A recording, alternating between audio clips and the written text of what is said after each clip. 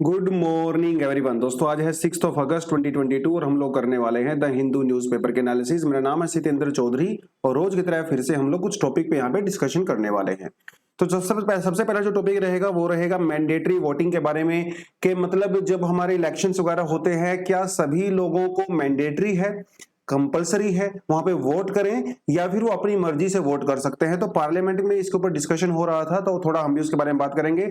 आपको बताऊंगा pros and cons कि मैंडेटरी वोटिंग के कौन कौन से प्रोज होते हैं, कॉन्स होते हैं। ये मेंस के पर्सपेक्टिव से काफी इंपॉर्टेंट टॉपिक है और प्रीलिम्स में ऑलरेडी यहाँ पे यूपीएससी ने सवाल पूछ लिया है तो आज एमसीक्यूज भी हम लोग यहीं से इंक्लूड करने वाले हैं। ठीक है जी, आगे बढ़ेंगे। पार्लियामेंट्री प्रिविलेज के बारे में बात करेंगे क्योंकि मॉनसून सेशन चल रहा है। तो जो हमारे एमपीज होते हैं, एमएलएज होते हैं, खासकर यहाँ पे बात हम लोग एमपीज की कर रहे हैं, उनको कौन कौन से प्रिविलेज होते हैं और कैसे उसका मिसयूज हो सकता है, थोड़ा उसके बारे में बात करेंगे। राज्यसभा में हमारे जो वाइस प्रेसिडेंट साहब है ना, उन्होंने कुछ बयान दिया है यहाँ पे, तो उसके बारे में भी बात करेंगे। Policy rates and the RBI policy rate की हम यहाँ पे बात करें तो हम लोग रेपो रेट की बात कर रहे हैं। तो आरबीआई ने दोबारा से रेपो रेट को इंक्रीज कर दिया है। रेपो रेट क्या होता है, हमारे पास जो मॉनेटरी पॉलिसी कमेटी है वो क्या होता है, रेपो रेट को इंक्रीज करने का डिक्रीज करने का क्या इंपैक्ट होता है, आरबीआई ने रेपो रेट को इंक्रीज क्यों किया है, उसके बारे में डिस्कशन करेंगे छोटे से आर्टिकल के अंदर।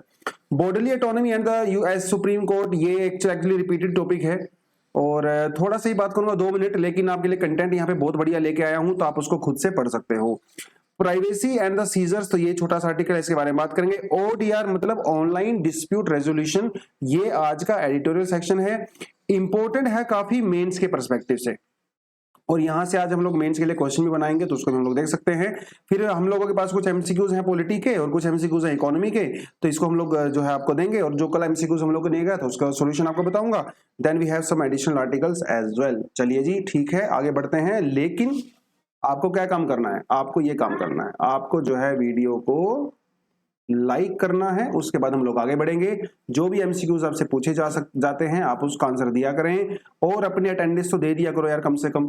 ठीक है, जिस टाइम भी आप न्यूज़पेपर एनालिसिस सुनते हो तो कम से कम कमेंट सेक्शन में hi, hello, good morning, good evening कुछ ना कुछ ग्रीट कर सकते हो टीचर को, हमें पता चलता रहेगा कि कितने बच्चे हमारे एनालिसिस रेगुलरली देखते हैं। राइट, चलिए तो बढ़ते हैं पहले आर्टिकल के ऊपर जो कहता है mandatory voting is not practical says centre. Actually 2019 के अंदर एक प्राइवेट मेंबर बिल इंट्रोड्यूस किया गया था पार्लियामेंट के अंदर, कंपलसरी वोटिंग बिल। ठीक है, इसे मूव किया गया था, बीजेपी के एमपी हैं जनार्दन सिग्रीवाल। तो 2019 का ये केस है और उन्होंने ये कहा था कि भैया पहली बात तो वोटिंग को मैंडेटरी बनाया जाए, ऊपर से जो लोग वोटिंग नहीं करते उनके ऊपर 500 रुपए का फाइन लगाया जाए। ये उसी के बारे में डिस्कशन हो रहा था। तो सेंटर ने इसमें अपना जवाब दिया है। सेंटर ने कहा कि भाई बाप, ये जो मैंडेटरी वोटिंग है वो प्रैक्टिकल है ही नहीं, आप कैसे इंश्योर करोगे। Compulsory voting by citizen was a impractical idea and may also be open to the legal challenges. ठीक है, आपको जबरदस्ती पकड़ के लेके जाएंगे कि भैया वोटिंग करो, अगर नहीं लेके जाएंगे तो फिर बाद में चेक किया जाएगा कि इस आदमी का नाम जो है वोटर लिस्ट में था, इसने वोट नहीं किया, चलो इसके ऊपर 500 रुपए फाइन लगाओ।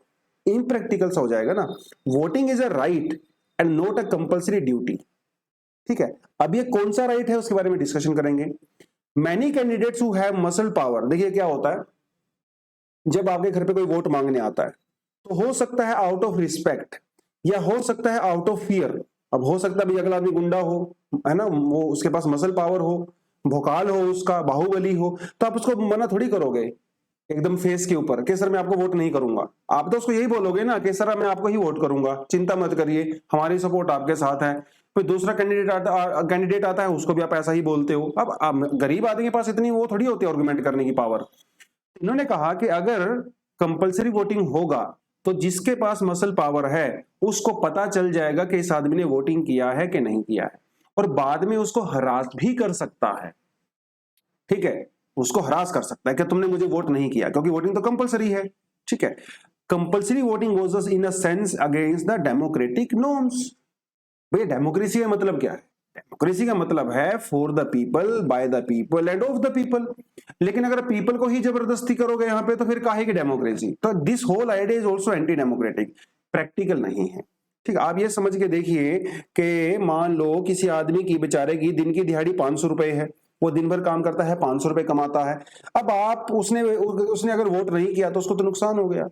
500 रुपए का आप उसके ऊपर फाइन लगाओगे और जब वो वोटिंग करने जाएगा तो 500 रुपए का उसके ऊपर वैसे ही नुकसान हो गया, तो उसको 1000 रुपए का नुकसान हो गया और फाइन लगाया आपने अलग से।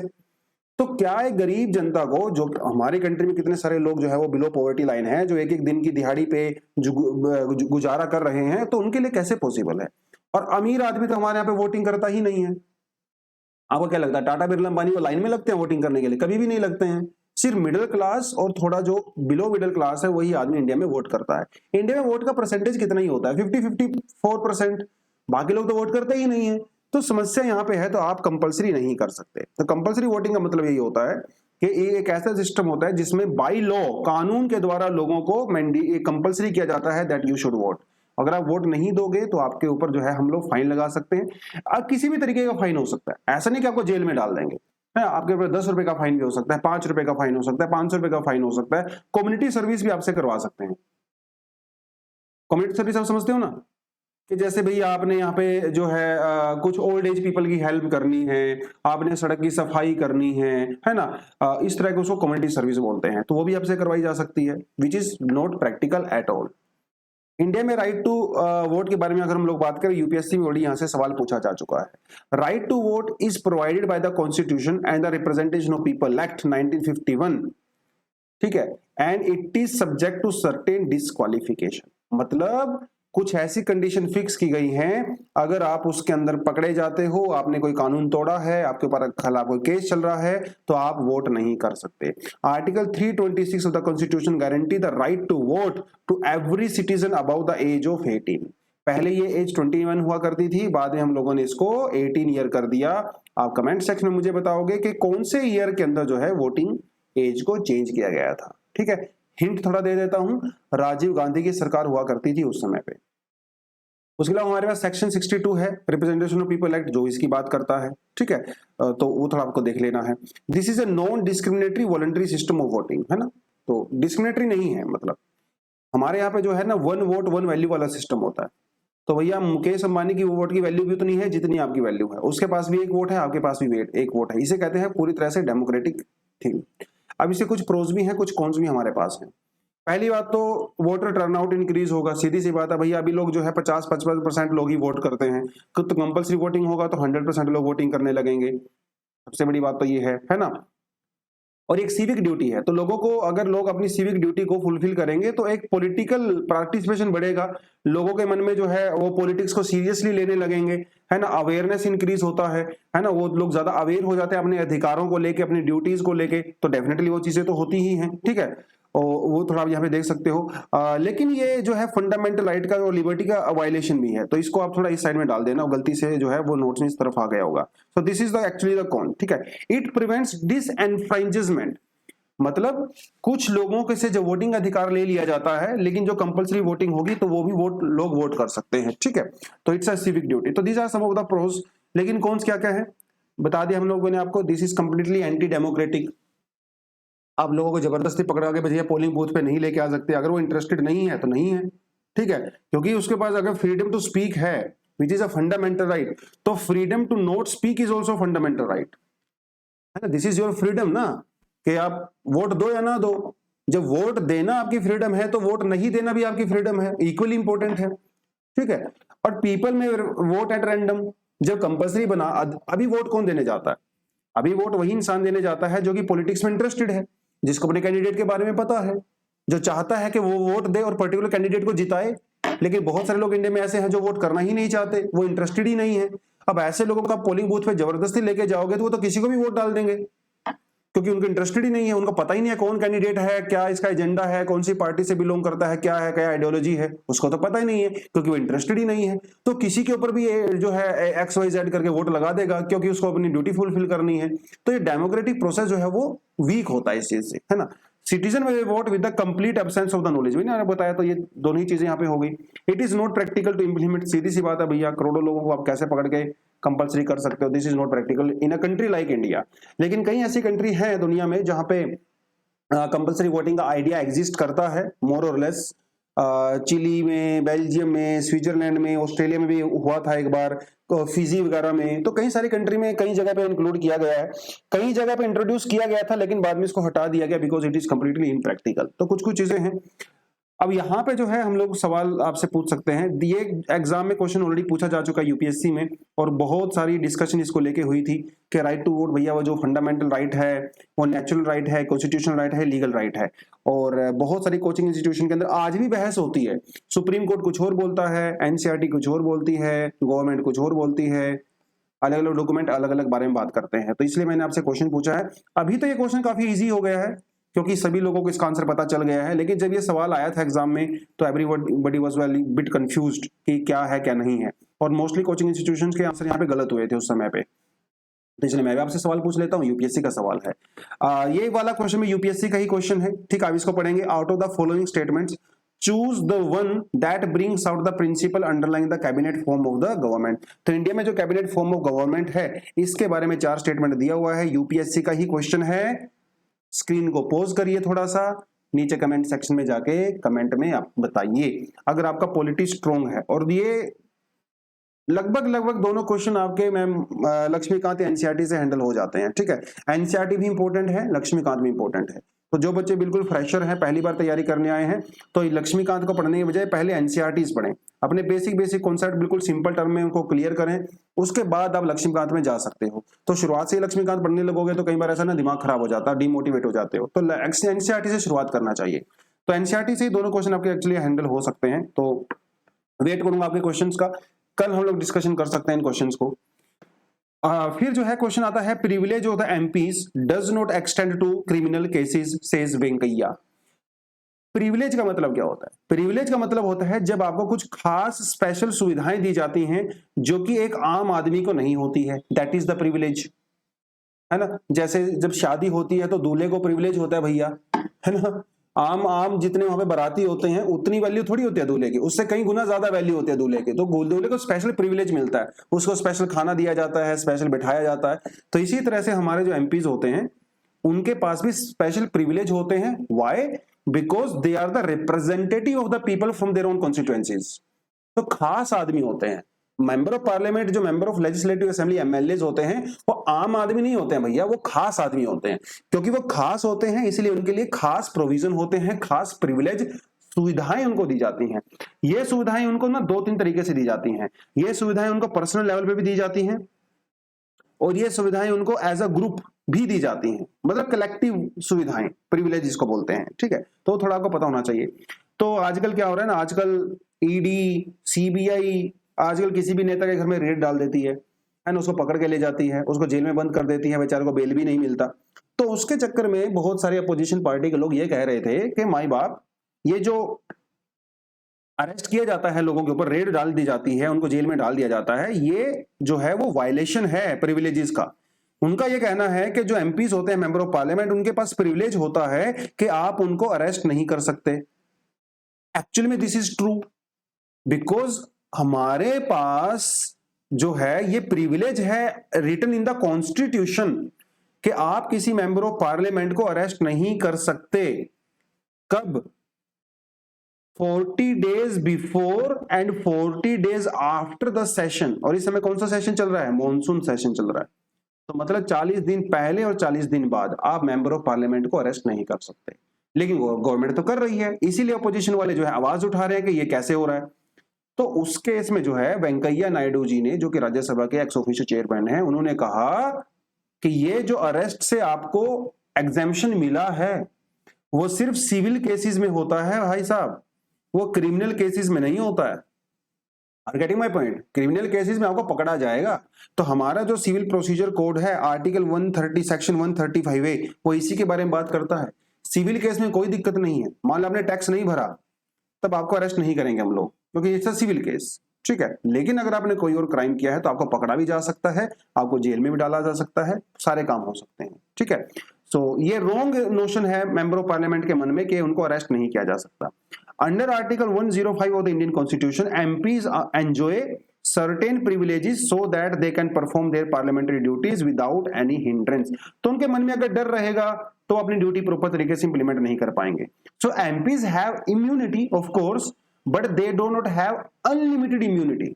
इम्यूनिटी मतलब आप उसको अरेस्ट नहीं कर सकते, that is the meaning of immunity. हमारे कॉन्स्टिट्यूशन के कई आर्टिकल ऐसे हैं, जैसे आर्टिकल 105, 122, 194, 212, ठीक है, ये पार्लियामेंट्री प्रिविलेज के बारे में बात करते हैं।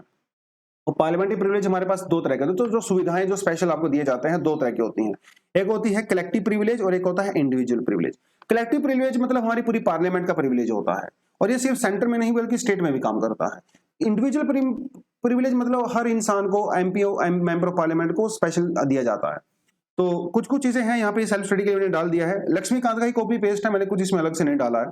कलेक्टिव प्रिविलेज ऑफ पार्लियामेंट का मतलब ये होता है कि जैसे मान लो वहां पे कोई प्रोसीडिंग होती है, ठीक है, तो उस प्रोसीडिंग को आप, और वहां पे जो डिबेट्स होती हैं, जो रिपोर्ट्स वगैरह होती हैं, उसको पब्लिश करें कि ना करें, है ना। पार्लियामेंट के अंदर कोई स्ट्रेंजर नहीं घुस सकता, अगर वो घुसेगा तो जो है उसको अरेस्ट किया जा सकता है, ठीक है। पार्लियामेंट के अंदर जो भी प्रोसीडिंग्स वगैरह होती हैं वो इंडिया के किसी कोर्ट के अंदर जो है उसके ऊपर इंक्वायरी नहीं हो सकती, है ना, वो कुछ कुछ चीजें हैं। देखिए इसे कहते हैं house, in house debate, in house procedure. अब आप ये देखिए, आपके घर के अंदर अगर आप चार दीवारी के अंदर अपने घर का कुंडी लगा के अगर आप घर के अंदर कोई बात कर रहे हो, कोई डिबेट डिस्कशन कर रहे हो, तो उसके खिलाफ कोई बाहर का आदमी या कोई कोर्ट के अंदर थोड़ी जाएंगे, वो आपके घर का मामला है ना, और आपके घर के मामले में आपके घर के रूल्स एंड रेगुलेशन चलेंगे, सीधी सी बात है, क्योंकि आपका घर है। तो ये पार्लियामेंट भी जो है ना, वो मेंबर ऑफ पार्लियामेंट का एक्चुअली घर होता है, इसलिए तो इसको हाउस कहते हैं। तो उस हाउस के अंदर ये मेंबर ऑफ पार्लियामेंट जो भी करते हैं ये उनके घर का मामला है, ठीक है। तो कोर्ट इसमें कुछ नहीं करेगा, और अपने घर के अंदर जो रूल्स रेगुलेशन होते हैं वो खुद से रेगुलेट कर सकते हैं, और वो करते भी हैं। This is a collective privilege. लेकिन एक होता है हमारे पास इंडिविजुअल प्रिविलेज। तो अरेस्ट वाला तो मैंने आपको बता ही दिया, 40 दिन पहले 40 दिन बाद में आप अरेस्ट नहीं कर सकते, है ना। उसके अलावा जूरी वाली सर्विस आपका एग्जेम्प्ट किया जा सकता है। आपके खिलाफ जो है कोई एविडेंस, आप एविडेंस देने से मना कर सकते हो। आप मान लो किसी केस के अंदर विटनेस हो, तो अगर हाउस की प्रोसीडिंग चल रही है तो आप एविडेंस देने से मना कर सकते हो, ठीक है। तो आपकी फ्रीडम ऑफ स्पीच है, वो सारी सारी चीजें हैं। तो these are some of the individual privilege. तो कुछ हमारे पास कलेक्टिव होते हैं, कुछ हमारे पास इंडिविजुअल होते हैं। लक्ष्मीकांत में बहुत अच्छे से टॉपिक दिया हुआ है, तो मैं आपके जो है सजेस्ट करूंगा कि लक्ष्मीकांत में जाकर जरूर पढ़ें। एनसीईआरटी में पढ़ सकते हैं, एनसीईआरटी में नहीं दिया हुआ है तो लक्ष्मीकांत में अच्छे से दिया हुआ है, ठीक है। तो इसलिए दो क्वेश्चन आज मैंने यहाँ पे पॉलिटी के भी इंक्लूड किए हैं, जो कि यूपीएससी में ऑलरेडी पूछे जा चुके हैं, ठीक है। तो which of the following statement, और सॉरी ये तो कल वाले थे, तो कल वाले का आंसर जो है आगे दो क्वेश्चन इकोनॉमी वाले हैं जो यूपीएससी वाले हैं, बाद में देखेंगे। ये कल हम लोगों ने दो क्वेश्चन आपसे पूछे थे। Which of the following statement is not true about the Indian supreme court. तो भैया फर्स्ट फीमेल सीजीआई, अभी तक इंडिया में कोई फीमेल सीजीआई नहीं हुई है, होंगी, अभी नहीं हुई है, 2026 या 2027 में आएगा, होने वाली हैं। उनका नाम भी जो है आप मुझे बता सकते हो कमेंट सेक्शन में, क्योंकि अभी वो सुप्रीम कोर्ट की जज हैं। तो 2027 तक जो है she would be the senior most जज, and you know very well कि सीनियर मोस्ट जज को ही चीफ जस्टिस बनाया जाता है। Who among the following has the right to establish the bench. तो भैया chief justice of supreme court ही एस्टेब्लिश करते हैं एक सेपरेट बेंच। अभी जो बेंच है वो दिल्ली के अंदर है, ठीक है, कहीं और सुप्रीम कोर्ट की कोई भी बेंच नहीं है। ये अलग से टॉपिक है, क्या सुप्रीम कोर्ट की अलग अलग बेंचेस होनी चाहिए कि नहीं होनी चाहिए। अब ये मान के चलिए कि मान लो भैया चेन्नई से में अगर किसी ने सुप्रीम कोर्ट के अंदर केस डाला है, तो उसको चेन्नई से दिल्ली आना पड़ता है केस की सुनवाई करने के लिए, कन्याकुमारी से दिल्ली आना पड़ता है ना, इतना ज्यादा डिस्टेंस ट्रेवल करके आना पड़ता है। अब क्योंकि अब सुप्रीम कोर्ट तो एक ही है ना, देश इतना बड़ा है। अब किसी आदमी को बेचारे को मणिपुर से, नागालैंड से आना पड़ता है दिल्ली में, अगर सुप्रीम कोर्ट के अंदर उसका केस चल रहा है। तो इट्स बेटर कि इतने बड़े कंट्री में जो है एक दो सुप्रीम कोर्ट की ब्रांचेस और ज्यादा हो सकती हैं, है ना, ताकि वहां के लोग जगह आराम से वहां पे जा सकते हैं। क्या दिक्कत है, होना चाहिए, है ना। तो उसके बारे में सुप्रीम कोर्ट वगैरह ने क्या कहा है नहीं कहा है, वो आप थोड़ा अलग से डिबेट में बात कर सकते हो। आपको क्या लगता है कमेंट सेक्शन में अपना ओपिनियन जरूर बताएं, क्या सुप्रीम कोर्ट की और ब्रांचेस होनी चाहिए कि नहीं होनी चाहिए, ठीक है। चलिए नेक्स्ट हमारे पास जो टॉपिक आता है बच्चों, वो आता है RBI raises repo rates vows nimble policy, RBI moves. तो ये अलग अलग टॉपिक्स हैं, सबको मिला के बेसिकली निचोड़ एक निकलता है। What is the conclusion? Conclusion ये है कि आरबीआई ने दोबारा से भैया 50 बेसिस पॉइंट अपनी पॉलिसी रेपो रेट को इंक्रीज कर दिया है। बेसिस का मतलब क्या होता है? 1% टू 100। जैसे 1% में कितने जीरो होते हैं? 100 होता है ना, 100 का मतलब परसेंटेज, तो मतलब 100 बेसिस पॉइंट, 100 बेसिस पॉइंट। इसका मतलब ये होता है, ठीक है। तो अगर कोई बोलता है आपको कि 50 बेसिस पॉइंट इंक्रीज किया है, तो कितना किया है? 0.25%।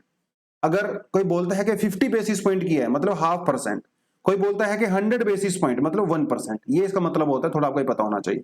तो भैया 50 बेसिस पॉइंट मतलब 0.5% दोबारा से इंक्रीज कर दिया है, और अभी हमारा रेपो रेट कितना हो गया है? 5.4%।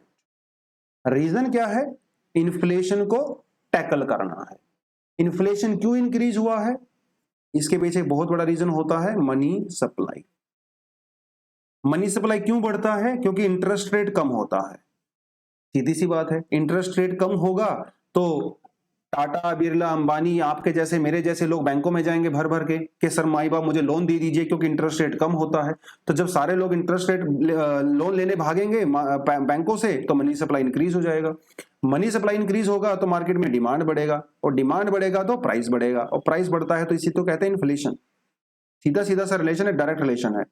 तो आरबीआई को अगर इन्फ्लेशन कंट्रोल करना है तो उसका सीधा टारगेट होता है ये वाला, मनी सप्लाई। भैया मनी सप्लाई को कंट्रोल कर दो, इन्फ्लेशन खुद कंट्रोल हो जाएगा। और मनी सप्लाई को कंट्रोल करने का एक सीधा सा तरीका होता है कि इंटरेस्ट रेट को इंक्रीज कर दो। जब भैया इंटरेस्ट रेट महंगा हो जाएगा, ब्याज की दर महंगी हो जाएगी, तो लोग भैया लोन नहीं लेंगे। सीधी सी बात है, लोन नहीं लेंगे तो पैसा कम हो जाएगा, डिमांड कम हो जाएगी, प्राइस कम हो जाएगा, इन्फ्लेशन कंट्रोल हो जाता है। तो सारे का सारा बेसिकली घुमा फिरा के मनी सप्लाई के पीछे ही सारी चीजें भागती हैं। तो सुप्रीम कोर्ट ने, सॉरी आरबीआई ने बेसिकली वही किया है। और आरबीआई ने जो है हमारी जीडीपी की फोरकास्ट भी किया है। तो इनका कहना है कि भैया 2023 में हमारी जीडीपी की जो ग्रोथ है वो 7.2% होगी, और इन्फ्लेशन जो है वो 6.7% होगा। और ये जो 6-7.7% है वो क्या है? वो जो रेंज है उस रेंज से बाहर है। रेंज क्या है? 4% ±2। मतलब इन्फ्लेशन जो है वो 2% से लेके 6% के बीच में ही हो सकती है। अगर इससे ज्यादा होती है तो वो भी नुकसान करती है, इससे कम होती है तो वो भी नुकसान करती है।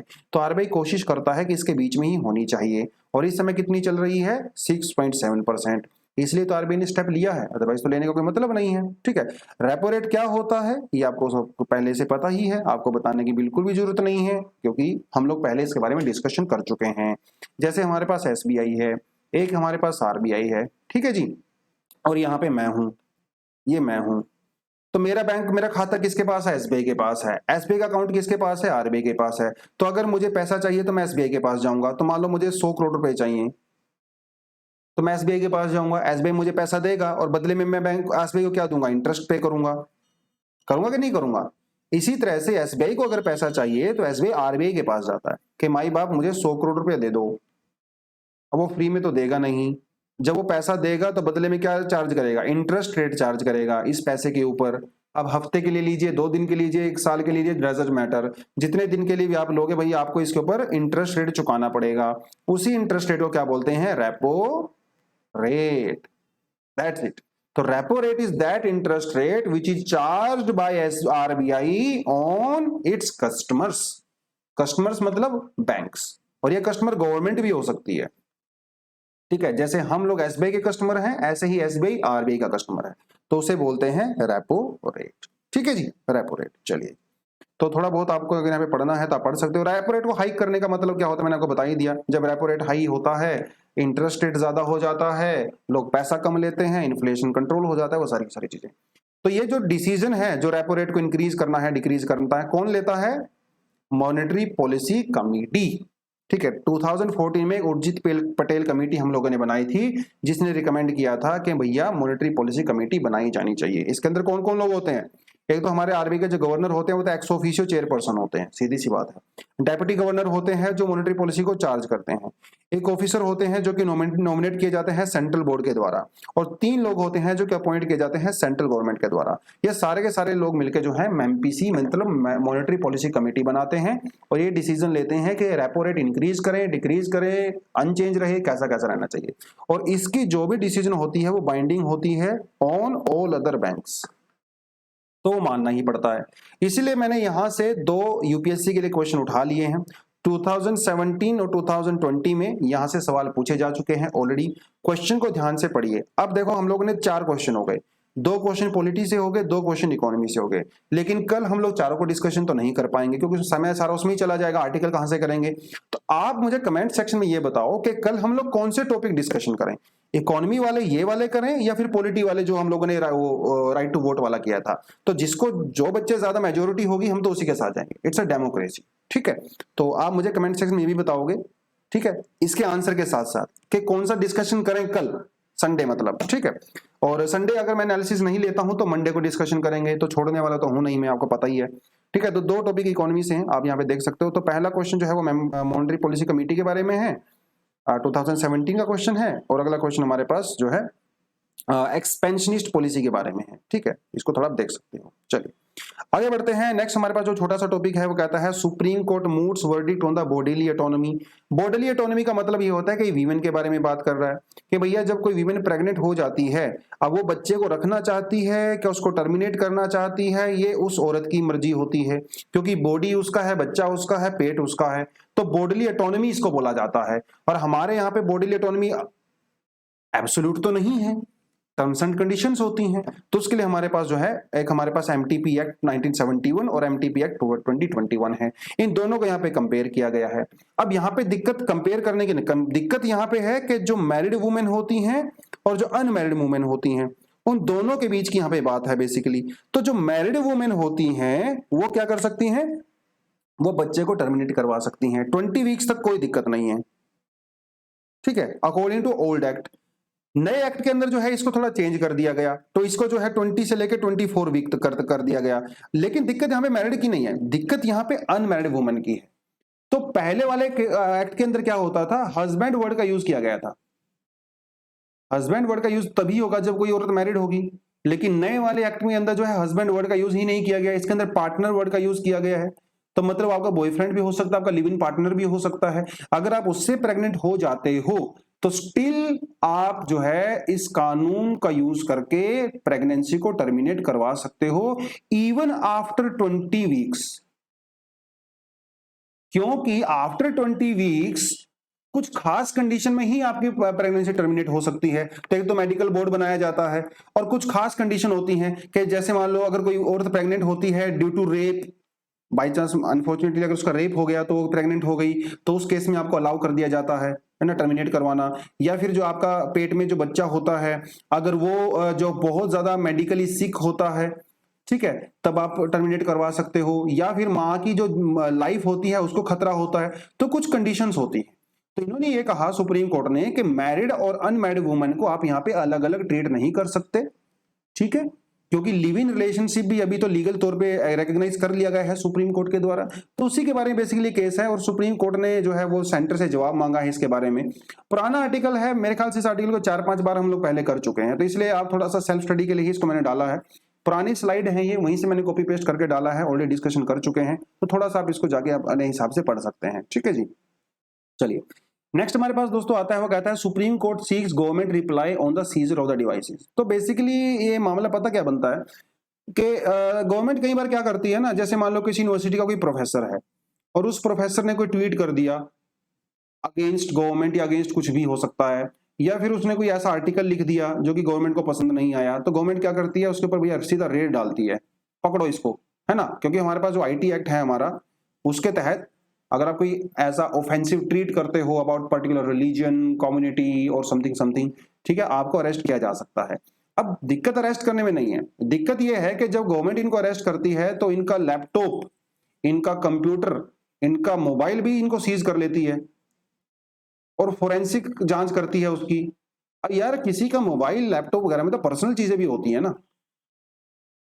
अब चलो पर्सनल चीजें छोड़ दे, इसको कोई दिक्कत नहीं है। उस लैपटॉप के अंदर, उस कंप्यूटर के अंदर उस प्रोफेसर का, असिस्टेंट प्रोफेसर का, उस रिसर्चर का, उसका रिसर्च भी तो हो सकता है और एक रिसर्च करने में सालों साल लगते हैं, तो उसकी पूरी जिंदगी की मेहनत होती है उस लैपटॉप के अंदर, उस सिस्टम के अंदर। तो सरकार कई बार क्या करती है, जब उसको सीज कर देती है तो ऐसे भी हो, इसका भी चांस हो सकता है कि उसकी रिसर्च को जो है डिलीट कर दिया जाए या उसको टेम्पर कर दिया जाए, उसके अंदर चेंजेस कर दिए जाएं। तो इसीलिए सुप्रीम कोर्ट के अंदर कुछ एकेडमिशियंस ने ये कहा है कि सुप्रीम कोर्ट के अंदर ये अपील किया है कि जब उनका जो सीज किया जाता, मतलब जब उनके ऊपर जो है रेड डाली जाती है, तो सरकार को उनके कंप्यूटर वगैरह सीज नहीं करने चाहिए। इससे उनका जो लाइफ वर्क है वो प्रोटेक्ट जो नहीं रहता है ना, वायलेशन हो सकता है, चेंजेस हो सकते हैं। तो उन्होंने ये कहा है, सरकार ने कहा है कि ऐसा तो कैसे पॉसिबल है, यही सेम डिवाइसेस तो यूज की जाती हैं इलीगल एक्टिविटी करने के लिए, तो आप ऐसा कैसे कह सकते हो कि इनको सीज मत करिए, ये तो इन्वेस्टिगेशन का इंटीग्रल पार्ट है। और वैसे भी हमारे पास जो आईटी एक्ट है, ठीक है, और जो फोरेंसिक एक्ट है, और जो हमारे पास कोड ऑफ क्रिमिनल प्रोसीजर है, उसके तहत तो आप उसको सीज कर सकते हो। तो हम लोग तो कानून का यूज करते हैं, कोई भी चीज जो है कानून से बाहर हम लोग कर ही नहीं रहे हैं, कानून हमें परमिट करता है तो इसलिए हम लोग कर रहे हैं। तो सरकार का अपना आर्गुमेंट है, उनका अपना आर्गुमेंट है। अब इसमें सुप्रीम कोर्ट ने सरकार से कुछ जवाब मांगा है, क्योंकि सुप्रीम कोर्ट का कहना है कि मामला सीरियस है, ये मामला सीरियस है। अब जैसे मान लो मैंने कोई ऑफेंसिव ट्वीट कर दिया, कुछ कर दिया, अब सरकार ने घर पे आके मेरे रेड डाल दी, अब मेरा कंप्यूटर ले जाओ, मेरा मोबाइल ले जाओ एज एन इन्वेस्टिगेशन, तो कोई मुझे दिक्कत नहीं है, क्योंकि मैं कोई रिसर्चर तो हूं नहीं। लेकिन अगर मैं कोई रिसर्चर होता, मैं पिछले 15-20 साल से कोई रिसर्च कर रहा होता, तो मुझे दिक्कत हो जाती ना यार, क्योंकि मेरी तो पूरी जिंदगी का काम ही वही है। और बाई चांस मैं इनोसेंट हुआ तो और भी दिक्कत है ना। तो वो सारी सारी चीजें यहाँ पे इन्होंने बताई हैं। खैर, आज का जो एडिटोरियल है वो बात करता है न्यू एज डिजिटल कॉमर्स के बारे में। तो इकोनॉमी का आर्टिकल है, और मैं आपको अच्छे से पता है मुझे कि इकोनॉमी का आर्टिकल बहुत सारे बच्चे पसंद नहीं करते, लेकिन मैं आपको हमेशा एक ही बात बोलता हूं कि जब तक आप अपने आप को चैलेंज नहीं करोगे तब तक आपकी ग्रोथ नहीं होगी, है कि नहीं। तो पॉलिटी के आर्टिकल्स, इंटरनेशनल रिलेशनशिप के एडिटोरियल्स हमें बहुत पसंद आते हैं, क्योंकि उसको समझना आसान होता है, वो हमारे दिमाग पे जोर नहीं डालते हैं, चैलेंज नहीं करते हैं। तो रोज अगर आप जिम में जाओगे, सिर्फ 2 kg का ही डंबल उठाओगे, तो आपका मसल कभी ग्रो नहीं करेगा, जब तक आप अपने मसल को चैलेंज नहीं करोगे। तो जब तक अपने ब्रेन को चैलेंज नहीं करोगे, आपका ब्रेन कभी ग्रो नहीं करेगा, अंडरस्टैंडिंग नहीं हो पाएगी। इसलिए मैं आपको इकोनॉमी के आर्टिकल पे फोकस करता हूं, लेकिन हमेशा ये बात भी बोलता हूं कि इकोनॉमी के आर्टिकल्स और इकोनॉमी के एडिटोरियल्स पढ़ने से पहले आप अपने इकोनॉमी के बेसिक्स कवर कर लें। बेसिक्स कवर नहीं करोगे तो ये समझ में नहीं आते हैं। बट मैं तो इकोनॉमिक आर्टिकल ही पसंद करता हूं, आपको पता है, क्योंकि बच्चों का वीक होता है वो पोर्शन। खैर, वो एक अलग बात है। तो आर्टिकल की शुरुआत ये कहता है कि पिछले कुछ समय में, पिछले कुछ 5, 7, 10 सालों में इंडिया में जो कंज्यूमर का बिहेवियर है वो काफी चेंज हुआ है। ठीक है, पहले तो हम लोग मार्केट में सामान लेने जाते थे, आजकल तो हम लोग सीधा ऑनलाइन शॉपिंग कर लेते हैं।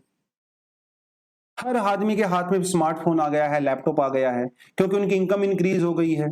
तो अभी वो सस्ते सस्ते इंटरनेट प्लान आ गए हैं, जियो को देख लो। तो 10 साल पहले जो सिचुएशन थी वो आज नहीं है, जिसकी वजह से कंज्यूमर का जो बिहेवियर है वो भी कंप्लीटली चेंज हो गया है। और रही कहीं कसर भैया, वो कोरोना वायरस ने पूरी कर दी। लोग हर चीज को ऑनलाइन ही करने लगे, सिर्फ सामान ही नहीं, एजुकेशन भी ऑनलाइन होने लगा। अभी हम लोग कर रहे हैं, जैसे यूट्यूब पे कर रहे हैं, अपनी क्लासेस में करते हैं, तो पूरा बिहेवियर चेंज हो गया है। इवन हम जो पेमेंट के मेथड वगैरह होते थे वो भी चेंज हो गए हैं। आज हर आदमी जो है यूपीआई यूज करता है, भीम, पेटीएम, वो सब यूज करता है, वो भी सब बड़ी बात है।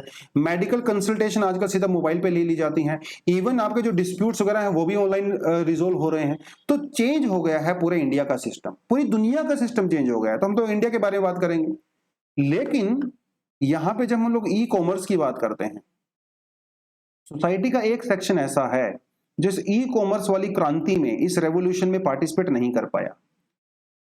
ठीक है, देखिए अमेज़न, फ्लिपकार्ट, मिंत्रा विंत्रा वो तो कर ही रहे हैं, लेकिन हमारे जो लोकल किराना स्टोर हैं वो इसके अंदर पार्टिसिपेट नहीं कर पाए, क्योंकि अमेज़न, फ्लिपकार्ट वगैरह के ऊपर ये लोग अपना सामान नहीं बेच सकते, क्योंकि इनको अपना सामान बेचने के लिए कुछ टर्म्स एंड कंडीशन फॉलो करनी पड़ती हैं, और वो टर्म्स एंड कंडीशन ये फॉलो नहीं कर पाते। सीधी सी बात है। अब मान लो आपने एक ऑर्डर किया कि भैया मुझे जो है 5 kg आटा चाहिए। अब आपके लोकल किराना वाले के पास मान लो 5 kg आटा है ही नहीं, तो आप उसको ऑनलाइन कैसे डिलीवरी करोगे? तो पॉसिबल नहीं हो पाता है। तो कुछ टर्म्स एंड कंडीशंस होती हैं जिसको ये फुलफिल नहीं कर पाते हैं। As a result of that वो इस पूरे प्रोसेस का पार्ट नहीं बन पाते हैं। तो छूट गए हैं पीछे लोकल किराना स्टोर वाले ऑनलाइन की इस पूरी क्रांति के अंदर। तो ये इन्होंने कहा है, लेकिन प्रॉब्लम है तो प्रॉब्लम का सॉल्यूशन भी है, और गवर्नमेंट इस बात को अच्छे से समझती भी है। तो हम लोग क्या कर रहे हैं, गवर्नमेंट क्या करती है, अभी एक open network for the digital commerce launch करने वाली है। Open network for the digital commerce. इसमें क्या होगा, जो छोटे सेलर्स होते हैं, ये देखिए ये पहली बार नहीं है, इस आर्टिकल को हम लोग पहले कर चुके हैं। मैंने आपको एग्जांपल भी दिया था, जैसे एंड्रॉइड होता है और जो आईओएस होता है ना, आईओएस होता है जो कि जो एप्पल के मोबाइल फोन में यूज किया जाता है। आईओएस जो है वो क्लोज सिस्टम है, लेकिन एंड्रॉइड जो है वो ओपन सिस्टम है। कोई भी एंड्रॉइड का सिस्टम यूज करके एप्लीकेशन बना सकता है, मोबाइल वगैरह वो सब कर सकते हैं। तो it is something like that. तो अभी जैसे आपके पास जो अमेज़न है, आपके पास जो फ्लिपकार्ट है, या जो कोई और भी वेबसाइट है, ये क्लोज नेटवर्क है। तो अमेजोन के ऊपर अगर आप जाते हो, किसी आइटम को सर्च करते हो, तो आपके सर्च में सिर्फ वही आइटम आएंगे जो अमेजोन पे लिस्टेड होंगे। फ्लिपकार्ट वाले थोड़ी आएंगे। जो फ्लिपकार्ट पे होते हैं रजिस्टर्ड, वो फ्लिपकार्ट वाली वेबसाइट पे आते हैं, एप्लीकेशन में आते हैं, वो अमेजोन वाले नहीं आते हैं। तो इसकी वजह से क्या होता है, ये क्लोज सिस्टम हो जाता है और जो छोटे सेलर्स होते हैं उनको बेनिफिट नहीं हो पाता। तो सरकार ने क्या कहा, ये कह के सब बकवास है, तो हम लोग क्या करेंगे, open network and the digital commerce system launch करने वाले हैं, जिसे कहा जाता है ONDC। इसमें क्या होगा, जितने भी सेलर्स होंगे, चाहे वो किसी भी प्लेटफॉर्म पे रजिस्टर्ड हों, अगर आप अमेजोन के ऊपर सर्च करोगे तो आपके पास जो है वो फ्लिपकार्ट का रिजल्ट भी आएगा। फ्लिपकार्ट के ऊपर अगर सर्च करोगे तो अमेजोन के प्रोडक्ट भी आपके सर्च के अंदर आएंगे, और बड़े ही नहीं, जो छोटे सेलर्स होते हैं वो भी आपके सामने आएंगे, जो आपके आसपास होते हैं। तो इससे क्या होगा, सबके लिए एक लेवल प्लेइंग फील्ड हो जाएगा, है ना, सबके लिए बराबर अधिकार हो जाएगा, जो बड़े सेलर्स हैं वो भी और जो छोटे सेलर्स हैं वो भी। तो इससे होगा बहुत बड़ा बेनिफिट, इसको कंज्यूमर को भी बेनिफिट होगा और जो सेलर्स हैं उनको भी बेनिफिट होगा। कंज्यूमर के पास क्योंकि जब अभी ज्यादा चॉइस हो सकती है, और मैन्युफैक्चरर या प्रोडक्ट जो सेलर के लिए तो बेनिफिट है ही। और इंडिया की जो पूरी जो ई कॉमर्स की जो पूरी मार्केट है वो 2027 तक $200 बिलियन होने के चांसेस हैं। और अगर ये सिस्टम अच्छे से लॉन्च हो गया, अभी तो इसको 5 सिटी के अंदर लॉन्च किया गया है, धीरे धीरे इसको इंडिया में दूसरी सिटीज के अंदर भी डाला जाएगा। ये पायलट प्रोजेक्ट है, इसकी सक्सेसफुल वगैरह मेजर की जाएगी। तो अगर ये प्रॉपर इंप्लीमेंट हो गया तो हो सकता है 200 बिलियन से 300 बिलियन 400 बिलियन भी हो सकता है। तो it's like a process of democratization, है ना, जिसमें जो है millions of small business owners जो हैं, they can also be a part of this whole process and it is completely democratic. तो ये पूरा चेंज हो जाएगा हमारा सिस्टम। चलिए, सॉल्यूशन आपको पता चल गया, प्रॉब्लम आपको पता चल गई, लेकिन चैलेंजेस क्या है, क्या इसको करना इतना आसान है? बिल्कुल भी नहीं है। जब इतने सारे लाखों की संख्या में सेलर्स वहां पे होंगे, करोड़ों की संख्या में जब कंज्यूमर वहां पे होंगे, आपके जैसे मेरे जैसे कस्टमर्स होंगे, तो डिस्प्यूट आना तो लाजमी सी बात है, तो डिस्प्यूट भी आएगा। अब मान लो मैंने कोई सामान मंगाया अमेजोन से, अब वो सामान जो है वो डिफेक्ट होके आया, टूट गया वो सामान रास्ते में, तो मैं अमेजोन पे कंप्लेंट करूंगा कि मेरा सामान जो है वापस लेके जाओ। अब इसी ये डिस्प्यूट क्रिएट हो गया ना। इसी तरह से बहुत सारे डिस्प्यूट जो है सेलर्स के बीच में भी हो सकते हैं, कंज्यूमर और सेलर के बीच में भी हो सकते हैं। तो इन डिस्प्यूट का रेजोल्यूशन कैसे किया जाए, ये बहुत बड़ी बात है। तो आने वाले मार्केट में जब ये मार्केट एक्सपेंड करेगी समय में, आने वाले समय में, तो डेफिनेटली इसके लिए सोल्यूशन भी होना चाहिए। और बहुत बढ़िया सोल्यूशन होता है, इसे कहते हैं ODR, online dispute resolution. Actually आज के एडिटोरियल का मेन फोकस यही है, ODR। तो इसमें क्या होगा, एक तो ये कॉस्ट इफेक्टिव होगा, ठीक है, समय पे डिस्प्यूट का रेजोल्यूशन हो सकता है, और हाई स्पीड डिस्प्यूट रेजोल्यूशन होगा। आपको किसी कोर्ट वोर्ट के अंदर जाने की जरूरत नहीं है, वहां पे समय बहुत लगता है, पैसा लगता है, तो आप ये सब कर सकते हो। आर्टिफिशियल इंटेलिजेंस और मशीन लर्निंग का यहाँ पे यूज होगा, इन टेक्नोलॉजी का यूज होगा। समझ के देखिए, अगर मान लो आपका कोई सामान डिफेक्टिव होता है और आप उसकी कंप्लेंट रेज करते हो, अभी अमेजोन में कोई आदमी नहीं बैठा है जो आपकी कंप्लेंट को देखने वाला है, वो सीधा मशीन बैठी हुई है, उसने प्रोग्रामिंग किया हुआ है, वो सीधा आपकी कंप्लेंट को एक्सेप्ट करेगा और आपकी कंप्लेंट को सीधा आगे फॉरवर्ड करेगा कंसर्न्ड डिपार्टमेंट में, और वहां पे भी कंप्यूटर रखा हुआ है, वो सीधा आपकी कंप्लेंट को जो है डिस्प्यूट को जो है रिजोल्व कर देगा, आपके सामान को रिप्लेस कर देगा, या अगर आपको पैसा रिफंड करना है तो कर देगा। तो सारी चीजें कंप्यूटर से हो रही हैं भाई, सब कुछ आर्टिफिशियल इंटेलिजेंस है और मशीन लर्निंग है। तो इससे आपका डिस्प्यूट रेजोल्यूशन अच्छे से हो सकता है, और ये 24/7 एक्सेसिबल होता है ना, कोई टाइम फिक्स नहीं होता है, जब मर्जी कंप्लेंट डालिए आपकी कंप्लेंट तुरंत सोल्व हो जाती है, ठीक है। तो इससे जो है कंज्यूमर को बेनिफिट होता है, सेलर को बेनिफिट होता है, आपकी ब्रांड वैल्यू बनती है, और ज्यादा से ज्यादा लोग आपके प्लेटफॉर्म पे जुड़ते हैं। तो दिस इज कॉल्ड ODR। विदेशों में जो है ODR काफी ज्यादा यूज किया जाता है, इंडिया में भी कुछ कुछ जगह पे यूज किया जाता है। जैसे हमारा जो UPI सिस्टम होता है ना, जैसे मान लो आपने गूगल पे से कोई पेमेंट किया, आपने 500 रुपये पेमेंट किया, अब आगे खाते से पैसा कट गया, लेकिन आगे वो पैसा क्रेडिट नहीं हुआ, तो ऑटोमेटिकली आपके अकाउंट में 24 आवर्स के अंदर वो पैसा आ जाता है, ऑटोमेटिकली आ जाता है। This is ODR, online dispute resolution. आपने सिर्फ कंप्लेंट रेज करनी है कि भाई मेरा पैसा कट गया, तो 24 आवर्स में, कई बार तो 5 मिनट में ही आ जाता है, तुरंत के तुरंत आ जाता है। This is called machine learning, artificial intelligence. तो इसमें इसका यूज किया जाता है, NPCI पेमेंट वगैरह होती है, RBI भी इस सिस्टम का यूज करता है कई जगह पे, ठीक है, और RTI वगैरह आप ऑनलाइन अप्लाई कर सकते हो। तो ये सारी चीजें इंडिया में यूज होता है, लेकिन अभी तक इसको ई कॉमर्स में उतने लार्ज स्केल पे यूज नहीं किया गया इंडिया में, जितना कहीं दूसरी कंट्री जैसे अलीबाबा करता है चाइना के अंदर, जैसे ईबे करता है अमेरिका वगैरह के अंदर, यूरोप के अंदर, तो हम लोग इंडिया में भी इसको कर सकते हैं। तो बात का निचोड़ बेसिकली यही है कि जब आने वाले समय में जब ऑनलाइन चीजें इंक्रीज होंगी तो डिस्प्यूट भी इंक्रीज होंगे, डिस्प्यूट इंक्रीज होंगे तो उसका रेजोल्यूशन भी होना चाहिए, और रेजोल्यूशन प्रॉपर तरीके से हो, इसलिए ओडीआर सिस्टम का हम लोग यूज कर सकते हैं। This is all about it. ठीक है, तो यहाँ से 2 क्वेश्चन हमारे बनते हैं, आप उसको लिख सकते हो। ठीक है, आज का जो कोटेशन है वो क्या कहता है, no matter where you are from your dreams are always valid. तो आप ये समझिए कि भैया आप किसी जंगल में पैदा हुए हो, आप दिल्ली में पैदा हुए हो, आप मुंबई में पैदा हुए, आप गरीब घर में पैदा हुए, आप अमीर घर में पैदा हुए हो, doesn't matter where you are from, आप ड्रीम देख सकते हो और ड्रीम आपके वैलिड हैं, मतलब आप अपने ड्रीम को अचीव भी कर सकते हो अगर आपके अंदर हिम्मत है तो। ठीक है, कोई फर्क नहीं पड़ता आपके बैकग्राउंड का। हो सकता है वहां पे कुछ बेनिफिट उनको मिल सकता है जो प्रिविलेज्ड होते हैं, लेकिन आपको अचीव करने से कोई नहीं रोक सकता। कितने सारे लाखों एग्जांपल ऐसे हैं लोगों ने जिन्होंने अचीव किया है despite so much of hardship. ठीक है, वो सब चीजें हैं। ओएनडीसी के बारे में ऑलरेडी एक पुराना आर्टिकल था जो हम लोगों ने डिस्कशन किया था 3-4 हफ्ते पहले, तो उसी से मैंने जो है ये स्लाइड आपके लिए डाल दिया है। तो ब्राउनी पॉइंट्स थोड़ा आप ओएनडीसी के बारे में पढ़ सकते हो। ये एडिटोरियल में नहीं दिया हुआ आज के, ये सेपरेटली मैंने आपके लिए कंटेंट यहाँ पे डाला हुआ है। ठीक है, तो इसको आप ब्राउनी पॉइंट्स के रूप में पढ़ सकते हो। उसके अलावा we have some additional articles also, खास मजेदार तो नहीं है लेकिन पढ़ना है तो पढ़ सकते हो, अगर आपके पास समय है तो, नहीं है तो कोई दिक्कत नहीं है। ठीक है बच्चों, तो आज इसी के साथ एंड करते हैं एनालिसिस को। आई होप आपको मजा आया होगा। मजा आया है तो वीडियो को लाइक जरूर किया करो यार, जो एमसीक्यूज आपसे पूछे जाते हैं उसका आंसर किया करो और अटेंडेंस दे दिया करो अपनी। ठीक है, कम से कम पता चलना चाहिए मुझे कि कौन स्टूडेंट हैं, एस्पिरेंट्स हैं जो लगातार एनालिसिस देखते हैं। This is all for the day. Thank you very much, all the best, जय हिंद।